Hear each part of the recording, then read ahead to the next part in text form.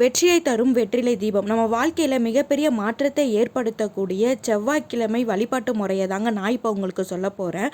நம்ம முருகப்பெருமானுக்கு செவ்வாய்க்கிழமையில் இந்த தீபம் ஏற்றி நம்ம வழிபட்டோம் அப்படின்னா நம்ம என்ன வேண்டுனாலும் அதை உடனே நடத்தி கொடுப்பாருங்க. அது எப்படி பண்ணணும், அதனால நம்மளுக்கு என்ன நன்மைகள் இருக்குது அப்படின்றத தான் நம்ம இந்த வீடியோவில் பார்க்க போகிறோம்.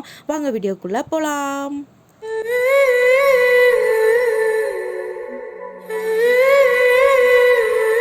வெற்றியை தரும் வெற்றிலை தீபம். நம்ம என்ன நினைக்கிறோமோ அந்த வேண்டுதலை உடனே நடத்தி கொடுப்பாரு அந்த முருகருங்க.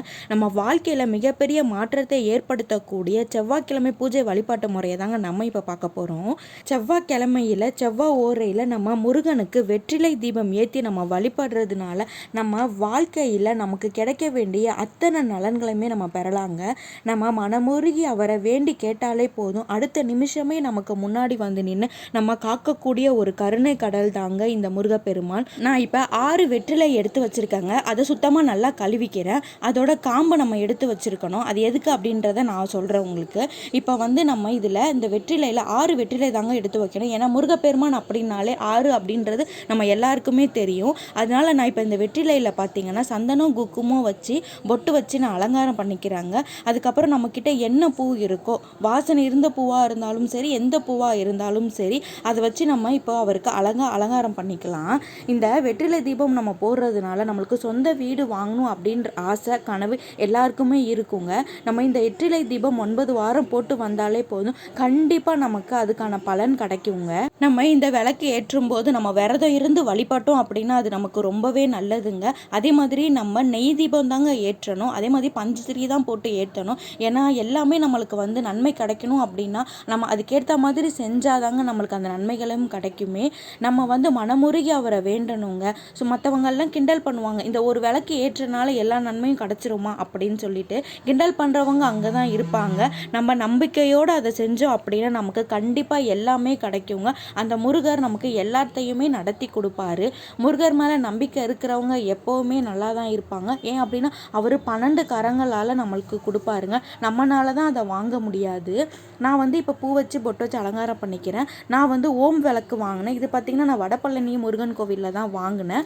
நான் அந்த விளக்கை நடுவில் வச்சுட்டு அதுக்கும் சந்தனம் குங்குமம்லாம் போட்டு வச்சு அலங்காரம் பண்ணிக்கிட்டேன். நான் நெய் ஊற்றிட்டேன். இப்போ நான் பஞ்சத்திரி தான் போட போகிறேன். நம்ம பஞ்சத்திரி போட்டு நம்ம நெய் தீபம் ஏற்றுவோம். ஏன்னா பஞ்சத்திரி போட்டு அதுலேயும் நிறைய நன்மைகளும் நம்மளுக்கு இருக்குங்க. நம்ம நெய் தீபம் ஏற்றி பஞ்சத்திரி போட்டு விரதம் இருந்து முருகப்பெருமானுக்கு நெய் தீபம் ஏற்றி வந்தாலே தடைப்பட்ட அத்தனை காரியங்களுமே நம்மளுக்கு கைக்கு விடுங்க. இப்போ நம்ம வெற்றிலை காம்புன்னு எடுத்து வச்சுட்டு இருந்தோம் இல்லையா, அதை நம்ம இந்த விளக்கு உள்ள நெய் தீபத்தோடு போட்டுடணுங்க. போட்டுட்டு தான் நம்ம விளக்கேற்றணும். நம்ம இப்போ விளக்கேற்றிக்கலாம். நம்ம விளக்கேற்றி மனம் உருகி மனதார நம்ம அந்த முருகப்பெருமானை வழிபட்டோம் அப்படின்னா நம்ம என்ன நினச்சாலும் அதை அவர் நம்மளுக்கு செவி கொடுத்து கேட்டு நம்மளுக்கு அத்தனை பிரச்சனைகளையுமே அத்தனை குறைகளையுமே நம்மளுக்கு நிவர்த்தி பண்ணி கொடுப்பாருங்க. முருகப்பெருமானுக்கு உகந்த இந்த தீப வழிபாட்டை நம்ம செஞ்சு வந்தோம் அப்படின்னா 9 வாரங்கள் தொடர்ந்து நம்ம ஏற்றுறதுனால நம்ம வாழ்க்கையில் ஏற்படும் எல்லா பிரச்சனைகளுமே நம்மளுக்கு தீர்ந்து நம்ம வேண்டுதல்கள் எல்லாமே நிறைவேறும் அப்படின்றது நான் கண்ட உண்மைங்க.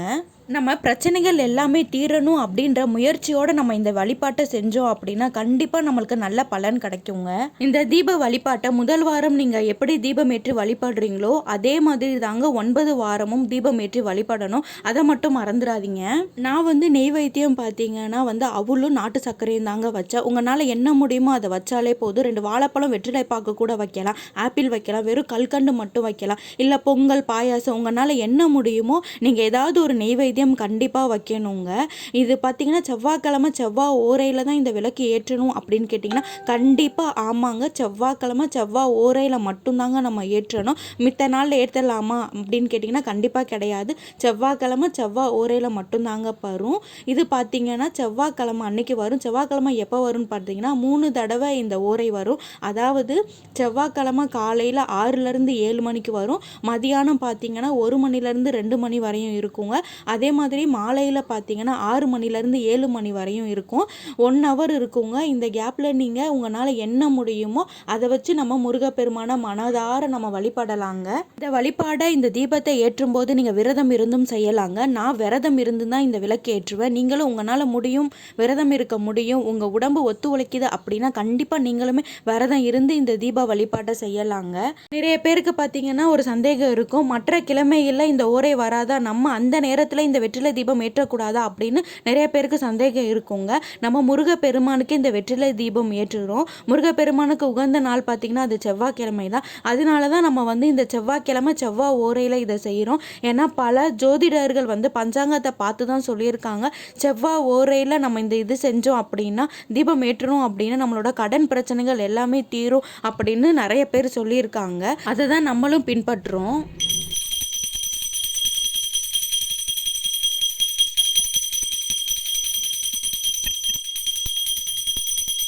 மயிலிறகு இருந்தால் கண்டிப்பாக நீங்கள் வாங்கி வைங்க. ஏன் அப்படின்னா பல தோஷங்களை இந்த மயிலிறகுனால நம்மளுக்கு தீருங்க.